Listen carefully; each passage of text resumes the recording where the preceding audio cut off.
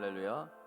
하나님께서 오늘 예배하는 여러분들을 또 말씀을 통해서 치료해 주시고 또 말씀을 통해서 여러분의 영혼에 강건함을 주시기를 주님의 이름으로 축원을 드립니다. 여러분, 영국의 그 셰익스피어 하면 아마도 모르는 분들이 없을 거라 생각을 합니다.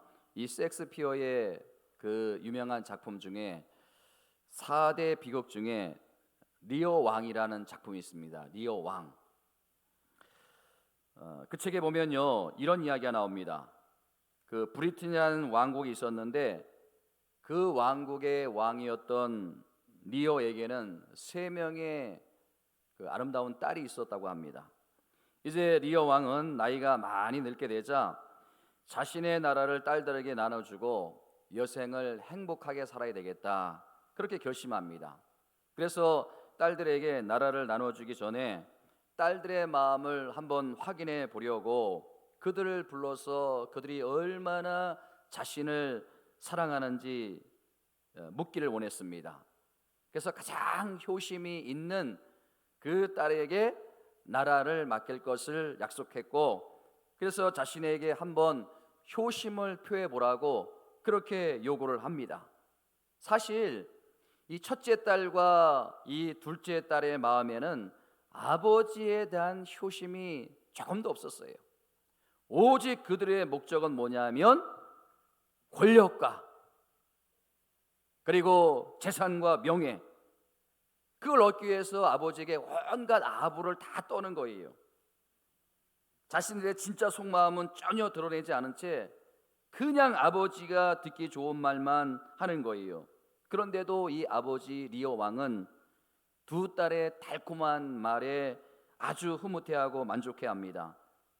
하지만 이 막내딸은 달랐어요. 이 막내딸 코델리아는 두 언니와는 달랐어요. 아버지에게 효도하는 것은 자녀의 마땅한 도리일 뿐입니다, 딱 그 한마디만 하고요, 전혀 아부를 하지 않는 거예요. 늘 칭찬과 그 다음에 찬사에 익숙해 있던 리어 왕은 이 막내딸의 태도가 영 마음에 안 드는 거예요. 그래가지고 결국 이 리어 왕은 자신의 미래를 위해서 아부하는 두 딸에게 영토를 나눠줍니다. 그 당시 리어 왕은 나름대로 자기가 가장 현명한 판단을 했다고, 결정을 했다고 생각했던 거예요. 막내딸에게는 땅도 주지 않고 또 재산도 주지 않고 그냥 내쫓아 버렸어요. 내쫓김을 받은 이 막내딸은 그 당시에 프랑스 왕과 결혼을 하게 됩니다. 그런데 그 이후에 리어 왕에게 전혀 예상하지 못했던 일이 벌어지기 시작한 거예요. 효도할 것이라고 판단했던 두 딸이 본색을 드러나고 그 아버지를 배신합니다. 두 딸이 권력을 잡자마자 아버지를 폭풍에 몰아치는 쫙 광야로 그냥 내쫓아 버립니다. 그러자 프랑스 왕비가 되었던 이 막내딸 코델리아가 아버지의 소식을 듣고 너무 안타까운 마음으로 이 브리튼이라는 나라와 전쟁을 하게 됩니다, 아버지를 돕기 위해서. 그런데 이 막내딸 코델리아는 결국 두 언니에게 참패를 당하고 처형을 당합니다. 그렇다면 이 첫째 딸과 둘째 딸의 운명은 어떻게 되었을까요? 아버지를 속이고 권력을 쥐고 또 명예와 돈을 얻었지만 한 남자를 놓고 이 두 자매가 싸웁니다. 그래가지고 둘째가 큰 언니를 그냥 죽여버리고 자기가 권력을 차지하게 되는데 그것이 너무 죄책감이 들어가지고 결국 자살을 하게 됩니다.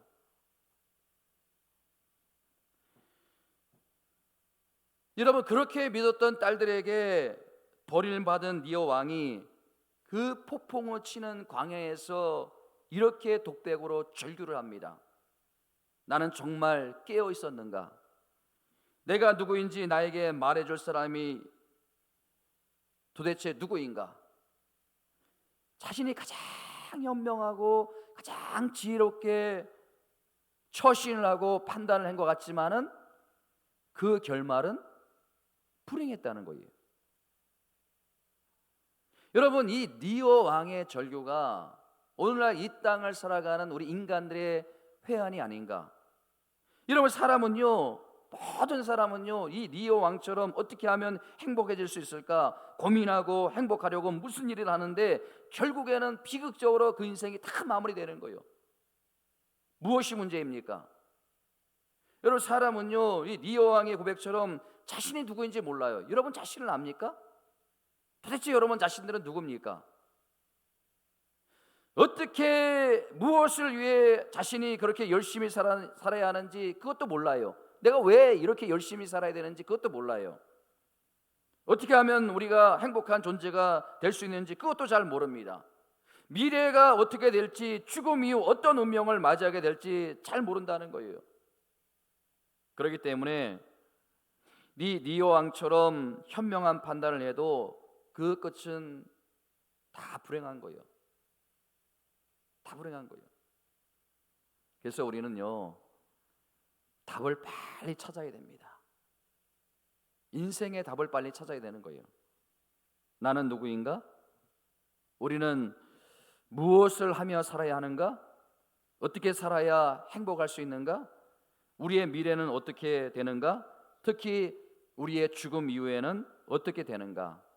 이 모든 질문에 대한 정확하고 분명한 답을 갖고 있는 것이 바로 이 성경 말씀인 줄 믿으시기 바랍니다. 여러분, 그런 맥락에서 이 오늘 본문의 말씀이 굉장히 중요한 말씀이에요. 저는요, 오늘 본문 에베소서 5장 5절 말씀을 읽으면서 우리가 꼭 기억해야 될 아주 중요한 포인트를 하나 발견하게 되는데, 여러분 본문 3절 보세요. 3절에 보면요, 음행, 온갖 더러운 것, 탐욕, 이 세 가지를 이제 들면서 이런 것들은 뭐라고요? 이름조차도 부르지 말라. 이는 성도에게 마땅한 바니라. 그러고는 그 다음에 5절에서 성도인 우리가 왜 그것을 허용하면 안 되는가?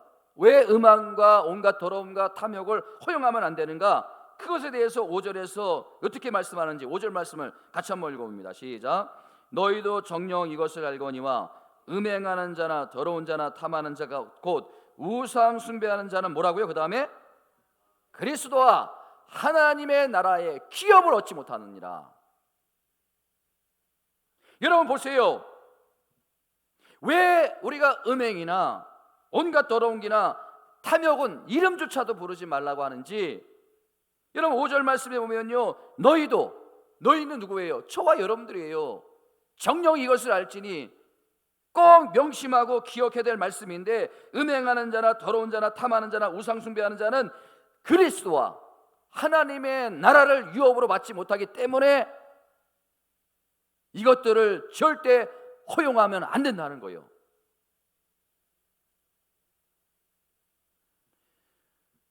저나 여러분들이나 최종적으로 목적지로 하는 곳이 어디입니까? 하나님의 나라가 아닙니까? 아멘. 예수님이 이 땅에 오신 목적도 하나님의 나라가 아닙니까? 여러분, 예수님이 이 땅에 오셔서 복음을 전하기 시작하면서부터 이 땅을 떠나가시면서 한 가지 주제만 선포하셨어요. 한 가지 메시지만 선포하셨어요. 그게 뭡니까? 3년 동안 내내 공생활 내내 동안 딱 한 가지 주제만 말씀하셨는데, 그게 바로 하나님의 나라와 천국인 줄 믿으시기 바랍니다. 여러분 보세요. 마태복음 4장 7절에 예수님께서 첫 마디가 뭐예요? 같이 한번 봅니다. 시작. 이때부터 예수께서 비로소 전파하여 이르시되 회개하라, 천국이 가까웠느니라. 회개하라, 천국이 가까웠느니라. 마태복음 3장 1절과 2절 말씀도 보세요. 마태복음 3장 1절과 2절 시작. 그때에 세례 요한이 이르되 유대광야에서 전파하여 말하되 회개하라, 천국이 가까웠느니라 하니라. 여러분, 예수님께서 이 땅에 오셔서 첫 번째로 하신 말씀이 뭐예요? 회개하라, 천국이 가까웠느니라. 예수님께서 공생의 시작도 천국에 대한 말씀이었고 하나님 나라에 대한 선포였고, 수많은 이적과 기적을 많이 일으킨 것도 하나님의 나라를 위해서 그렇게 하신 것고, 예수님께서 마지막 십자가에 달려 돌아가시고 부활하셔가지고 승천하기 전에 40일 동안 이 땅에 계시면서 제자들에게 가르쳤던 한 가지 주제는 뭐예요? 하나님의 나라예요. 하나님의 나라. 그렇다면 여러분, 예수님은 이 세상에 오실 때부터 시작해가지고 마지막 승천까지 하나님의 나라, 하나님의 나라, 하나님의 모든 초점이 하나님의 나라에 맞춰져 있었어요. 왜 그랬을까요? 그게 바로 복음의 본질이고 그게 바로 전부이기 때문에 그런 거예요. 그게 전부예요. 그것을 위해서 오신 거예요. 여러분, 우리 내면에 수시로 찾아오는 이 3절에 언급되고 있는 음행과 온갖 더러움과 탐욕, 이것들, 이런 유혹이 올 때 이것을 이겨낼 수 있는 가장 강력한 무기가 뭐라는 거예요? 하나님 나라를 소망하는 거예요. 하나님 나라를 소망하는 거. 이 땅에 마음을 두고 이 땅의 것을 집착하면요, 음행이 찾아오고요, 더러운 것이 찾아오고요, 탐욕이 찾아오는 거예요. 여러분, 하나님 나라를 소망하고 꿈꾸는 사람이 이 세상에서 그렇게 막 살겠습니까? 어떻게 하면 거룩하게 살려고, 어떻게 하면 순결하게 살려고 몸을 치는 거 아닙니까? 죄와 맞서 싸울 수 있는 능력이 바로 이 하나님 나라. 여러분, 우리가 이 땅에 사는 동안 이 피해야 될 대표적인 세 가지 보십시오. 3절에 보면요, 음행, 온갖 더러운 것, 탐욕. 이 음행이 원어로 보면요, 헬라어로 포로네이아라고 하는 건데, 여러분, 이 참 많이 들어본 말이 아닙니까? 포로네이아. 영어로 보면요, 이 영어 포로노가 바로 이 포로네이아의 그 어원이에요. 음행, 포로노. 그러니까 여러분, 이 음행이 뜻이 뭐예요? 불륜, 매춘, 우상숭배.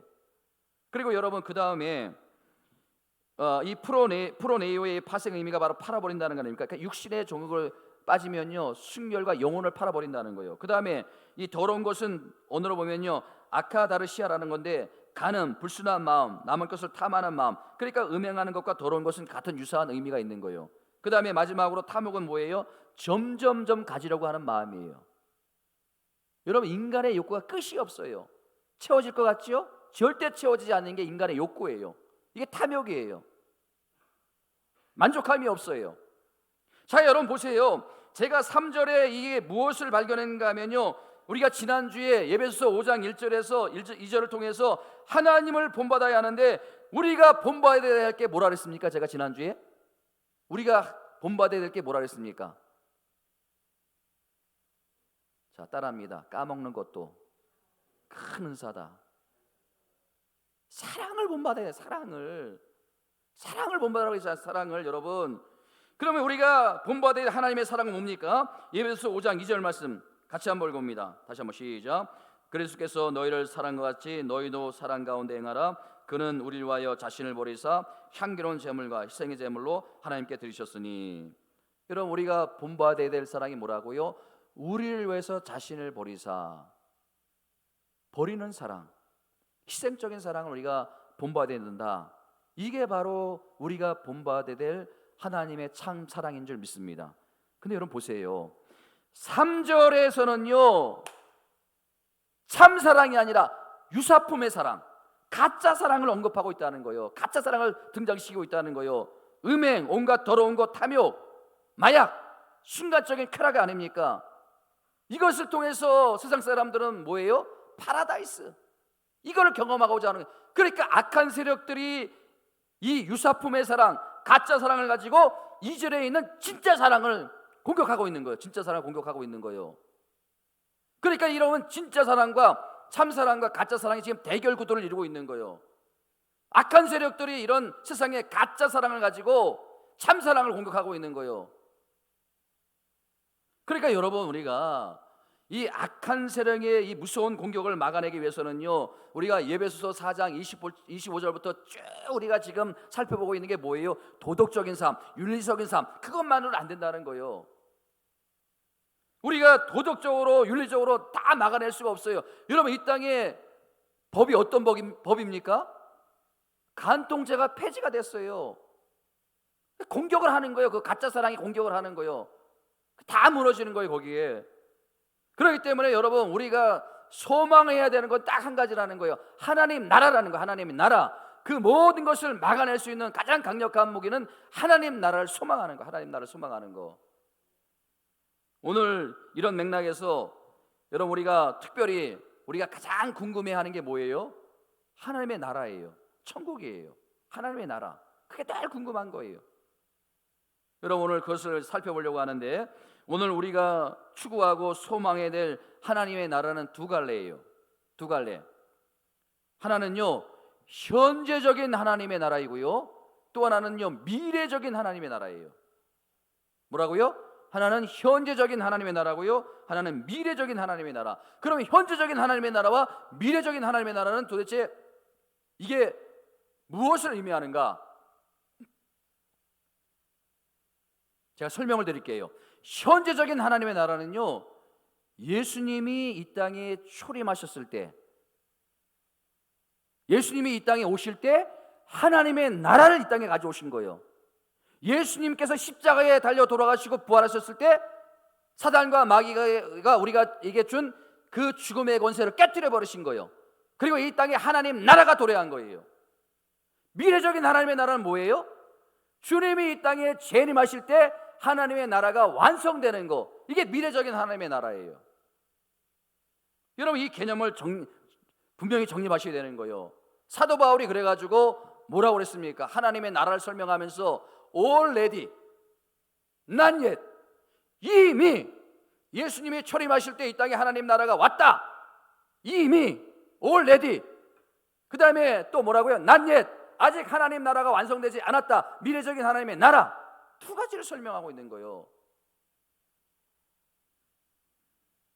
여러분, 우리가 이 두 나라를 추구하고 소망해야 되는데, 첫 번째로 우리는 이 현재적인 하나님의 나라를 어떻게 되는가? 현재적인 하나님 나라 어떻게 됩니까? 따라합니다. 누려야 된다. 하나님 나라를 누리라고 우리에게 주신 거예요. 예수님이 이 땅에 오신 이유가 바로 그거예요. 하나님 나라를 누리라는 거예요. 누리라는 거예요. 하나님 나라를. 예수님이 제자들에게 가르쳐준 그 기도, 주기도문을 한번 여러분 보세요.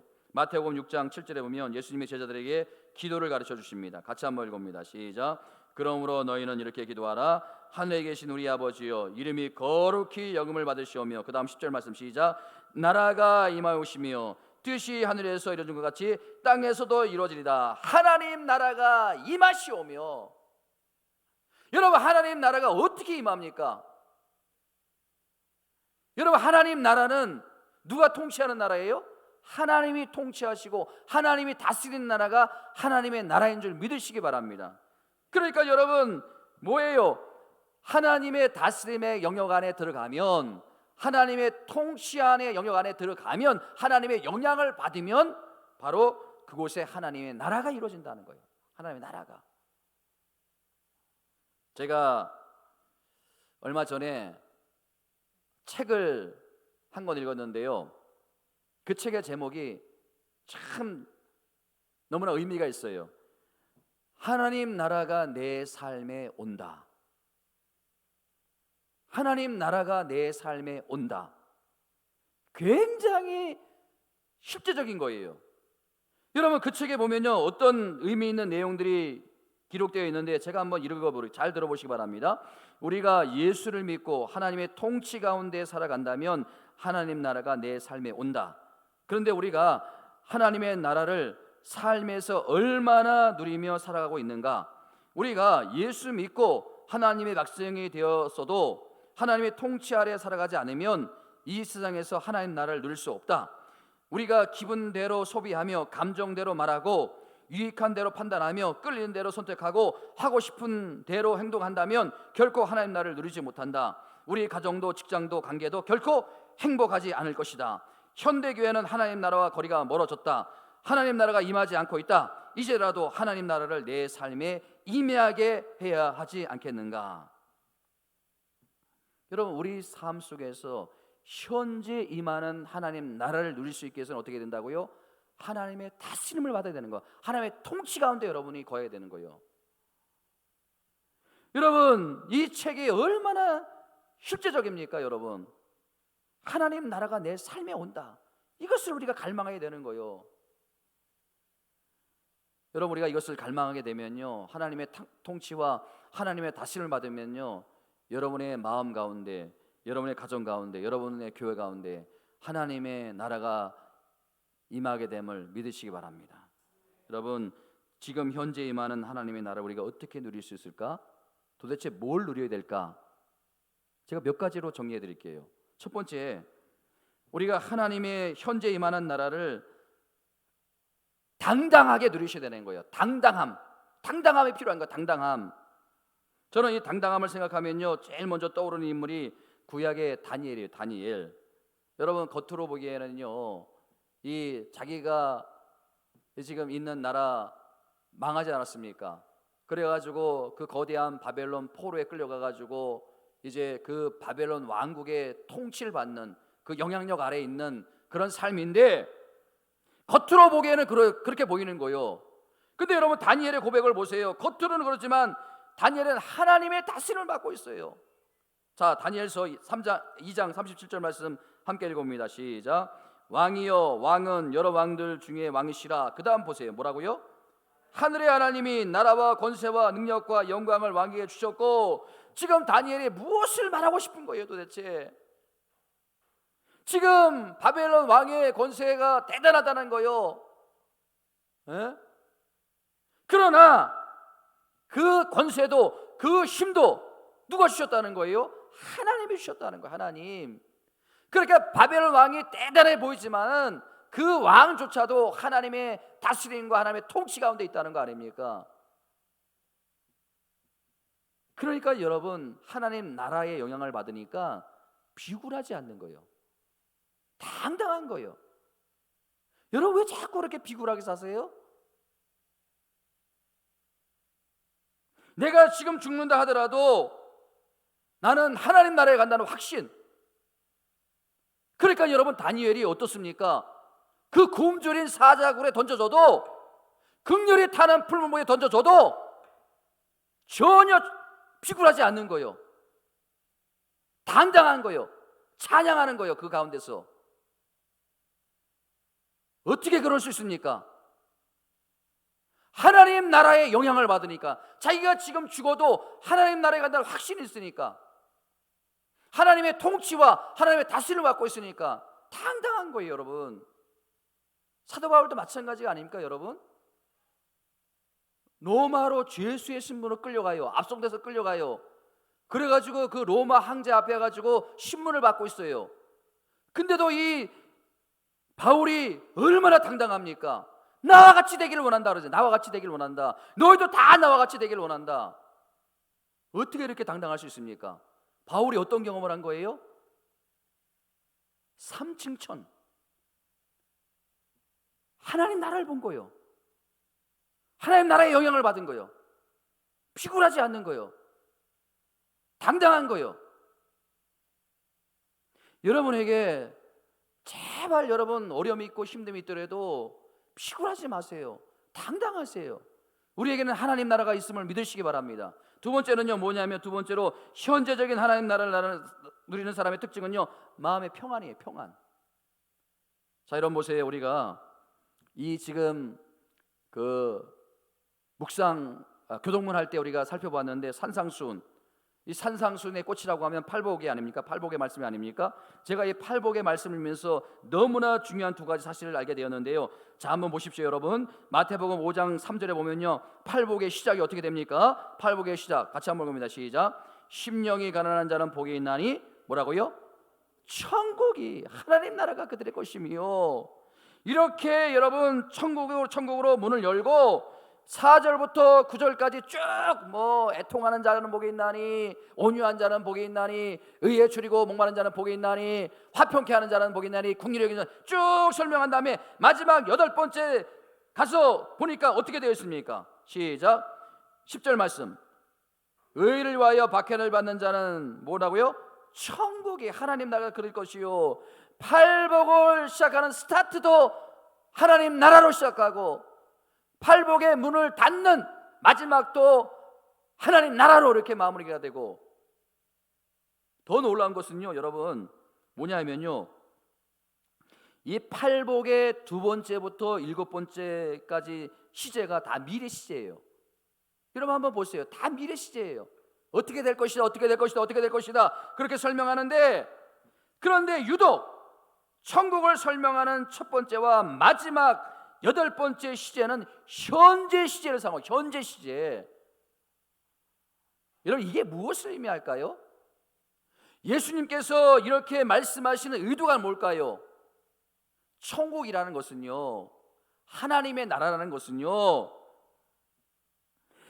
앞으로 우리가 죽어서 가게 되는 막연하고 막막한 저 멀리 있는 그 하나님 나라가 아니라는 거예요, 여러분. 천국은, 하나님 나라는 지금 현재 이 땅에서 우리가 얼마든지 누릴 수 있다는 거예요. 할렐루야. 여러분, 우리가 어느 때 보면요, 왠지 마음이 너무 편안할 때가 있어. 그게 바로 여러분, 우리 마음에 천국이 임한 거예요. 어떨 때 보면 내 마음이 한없이 온유해져요. 그리고 긍휼히 여기는 마음을 갖게 돼요. 정결한 마음을 갖게 돼요. 화평케 하는 마음을 갖게 돼요. 그런 마음이 뭐라고요? 그 마음에 하나님 나라가 임한 거예요. 그 마음이 천국이 되는 거예요. 이런 여러분, 하나님 나라 천국을 이 땅에서 누릴 수 있는 저와 여러분들이 되시기를 주님의 이름으로 축원드립니다. 여러분, 지금 여러분의 마음에 평안이 찾아옵니까? 평안이 자주 찾아옵니까? 네? 여러분, 우리 이때 어르신들을 보면요, 우리보다 훨씬 더 삶이 힘들었어요. 삶이 강팍했어요. 어려웠어요. 가난했어요.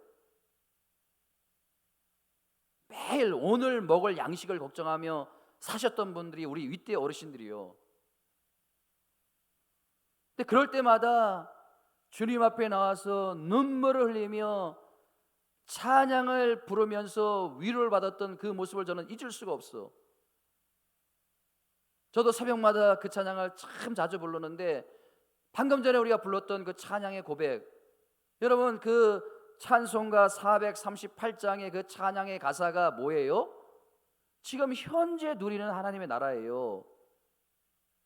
내 영혼이 은총 입어 중한 죄짐 벗고 보니 슬픔 많은 이 세상도 천국으로 화하도다. 뭐예요, 여러분? 지금 현재 누리는 하나님의 나라예요. 2절도 마찬가지 아닙니까? 주의 얼굴 뵙기 전에 멀리 뵈던 하늘나라. 하늘나라가 지금 언제? 내 마음속에 이루어지니 날로 가깝도다. 3절은 더 내려와요. 높은 산이 거친 들이 조막이나 궁궐이나 내 주 예수 모신 곳이 그 어디나 하늘나라. 여러분, 하나님 나라는요, 지금 현재 우리가 누릴 수 있는 그 은혜가 있다는 거예요.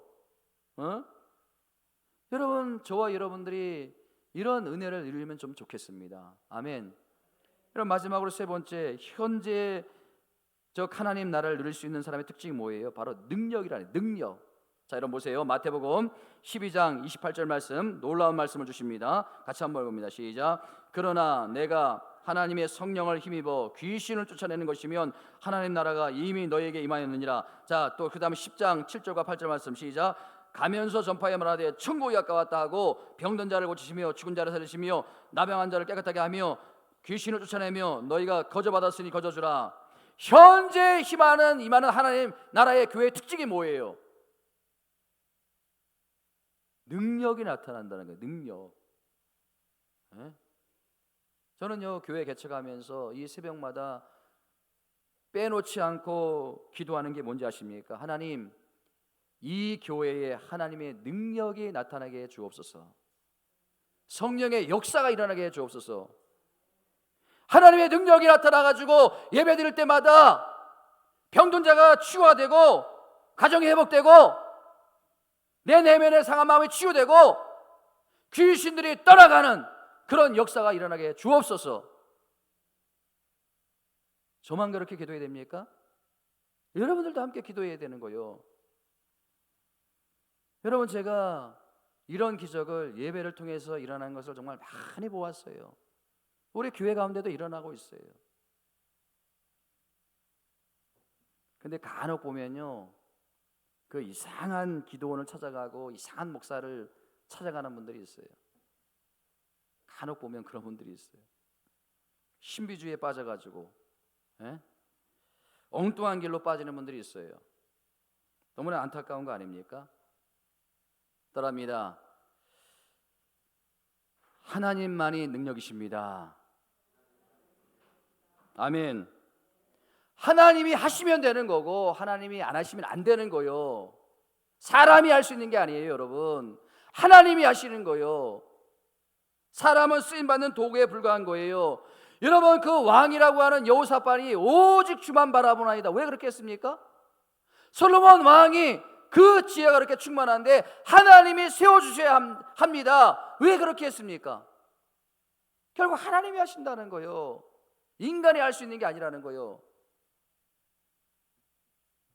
여러분, 하나님의 다스림, 하나님의 통치, 현재 임하는 하나님의 나라, 그곳에는 변이 떠나가는 역사, 또 문제 해결의 역사, 또 기도의 응답의 역사가 일어나는 줄 믿으시기 바랍니다. 여러분, 이런 은혜가 있을 때 가정이 회복되고 삶이 회복되는 거예요. 바로 이것이 현재 임하는 하나님의 나라인 줄 믿습니다. 여러분, 두 번째로 우리가 미래적인 하나님의 나라, 이 미래적인 하나님의 나라를 어떻게 해야 되는가? 따라합니다. 날마다 소망하면서 살아야 된다. 여러분, 정말 천국 가고 싶습니까? 정말 그렇습니까?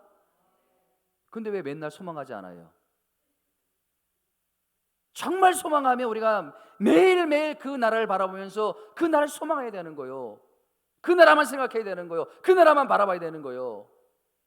참 안타까운 거 아닙니까? 여러분, 다시 한번 정리합니다. 현재적 하나님의 나라는 누려야 되는 거예요. 그 다음에 미래적 하나님의 나라는 뭐라고요? 소망해야 되는 거예요. 이 두 가지. 저는요, 이 미래적 하나님 나라를 소망한다는 그것을 생각하면 무엇이 생각나는가 하면요, 다윗의 대관식이 생각나는 거예요. 다윗의 대관식. 사무엘상 16장에 이미 다윗은 왕으로 하나님께서 기름 부었어요. 누굴 통해서? 사무엘이라는 선지자를 통해서 기름 부었어요. 그런데 여러분, 하나님이 기름 부으시면 끝난 거 아닙니까? 그런데 여러분 보세요. 다윗이 기름 부은 다음에 다윗이 세상적으로 왕으로 대관식을 할 때는 몇 년 후에? 15년 뒤에. 15년 뒤에. 이게 여러분, 제가 서두에도 말씀드렸던 올 레디와 난 넷이에요. 올 레디. 이미 하나님께서 기름 부어 주셨지만은 아직 왕은 되지 않았다. 이게 이 땅을 살아가는 저와 여러분들의 모습이라는 거예요. 이게 여러분 보세요. 하나님께서 다윗을 기름 부어서 이제 왕으로 인준해 주셨어요. 근데도 보니까 눈을 떠보니까 달라진 게 아무것도 없어요. 여전히 핍박은 심해지고요, 여전히 생명의 위협이 오고요, 여전히 환난과 고통이 찾아오고요. 15년 동안 도망가는 생활을 한 거예요. 15년 동안 하나님이 기름 부어 주셨는데도 불구하고. 그렇다면 여러분, 15년의 그 인고의 세월을 다윗이 어떻게 버텨낼 수 있었을까? 우리가 예수 믿고 어려움이 찾아와요, 환난이 찾아와요, 고통이 찾아와요, 육신의 어려움이 찾아와요. 그 인고의 세월을 우리가 어떻게 버텨낼 수 있을까? 딱 한 가지예요. 소망. 하나님 나라에 대한 소망. 다윗이 이제 15년 뒤에 왕으로 세워질 소망.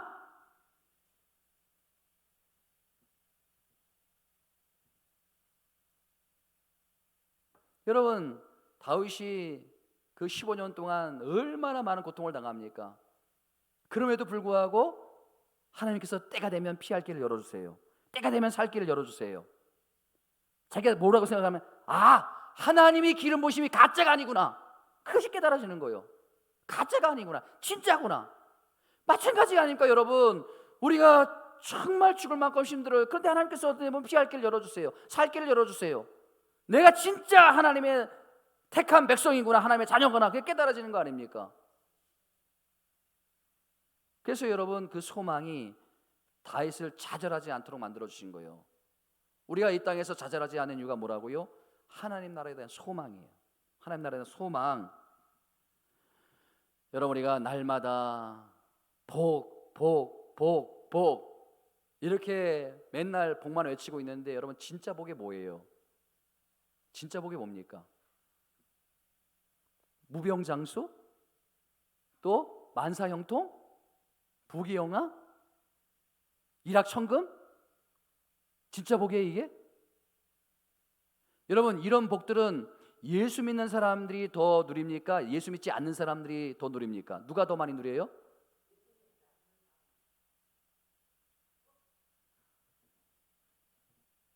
여러분 보세요. 제가 신학을 공부하면서 크게 깨달은 게 뭐냐 하면, 구약에는요 전부 다 그런 복을 이야기해요. 무병장수, 만사형통, 부귀영화, 자손만대, 일확천금, 전부 다 구약은 그런 복으로 도배를 하고 있는데, 갑자기 신학으로 넘어오면요 그런 복이 다 사라져요.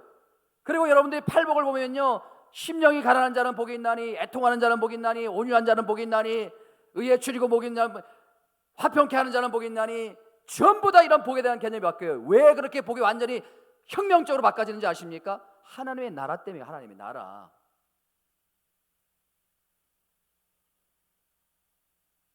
여러분, 이 개신교에 탄생하면 누굽니까? 존 칼빈이에요. 위대한 인물이에요. 존 칼빈을 빼놓고는요 우리 개신교를 설명할 수가 없어요. 장로교를 설명할 수가 없어요. 그렇다면 여러분, 이 땅에서 가장 큰 축복을 받아야 될 인물이 누구예요? 존 칼빈이요. 사도 바울이요. 사도 바울이 받은 복이 뭐가 있습니까? 세상적으로. 여러분, 존 칼빈의 인생을 보면, 그 전기를 보면요 놀라운 반전이 그 안에 있어요. 세상에 칼빈이 31살 때 결혼하게 되는데, 그 결혼관이 뭐냐면 믿음이 좋은 여자, 신실한 여자. 그 여자를 찾다가 결국 찾은 여자가 뭔지 아십니까? 애 7 달린 유부녀. 결혼했어요. 그래가지고 아들을 낳았어요. 근데 아들이 몇 달 살고 죽어요. 그리고 그 과부도, 아니 과부가 아니라 그 아내도 9년 같이 살다가 죽어요. 애 7만 남기고 떠나간 거예요. 존 칼빈이 그 이후에 15년 동안 독신으로 살아요. 15년 동안 혼자 살아요. 그 7 애들을 키우면서 건강이 너무 안 좋아진 거예요. 그래가지고 이 존 칼빈이 종합병원이에요. 만성두통에 시달리고 천식, 소화불량, 무슨 뭐 담석증, 통풍, 한마디로 종합병원이에요. 여러분 10년 동안 이 위가 안 좋아가지고요 밥 한 끼, 매일 한 끼만 먹고 살아요. 그리고 54세 젊은 나이에 죽음을 맞이합니다. 그렇게 짧게 인생을 살았는데 수백만 명과 그 수백만 명이 수백 년 동안 해야 될 일을 혼자 다 한 사람이 바로 이 존 칼빈이에요. 그러면 여러분 세상적으로 생각하면 정말 큰 복을 받아야 되는 거 아닙니까? 장수해야 되는 거고, 만사형통이 되어야 되는 거고, 물질의 복을 받아야 되는 거고, 명예를 얻어야 되는 거고. 그가 여러분 존 칼빈이 무덤에다가, 내 무덤에다 모비를 세우지 말라고. 왜? 하나님의 영광이 가릴 수 있으니까.